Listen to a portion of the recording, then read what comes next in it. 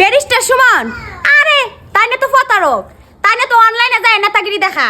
মনে করো আমি সেলিব্রিটি মানুষ, আমার মতো ভালো মানুষ আর কেউ নাই। আরে তাই না তো একটা খারাপ মানুষ, তাদের মতো খারাপ মানুষ কি পৃথিবীতে আছে? কিছু কিছু মানুষ আছে যারা কমেন্ট বক্সে যায় উল্টা পাল্টা কথা কন। আসলে আপনারা একটা কথা চিন্তা করেন, এই যে আগের বছর কারেন্টের যে সমস্যাটা আসছিলেন সব বাদ দিলাম, সব কথা ফালাই দিলাম। এই যে আগের বছর কারেন্টের যে সমস্যা আসছিল, আপনারা একটু চিন্তা করে দেখেন এই কয়দিন ধরে কারেন্ট এত ভালো থাকতেছে।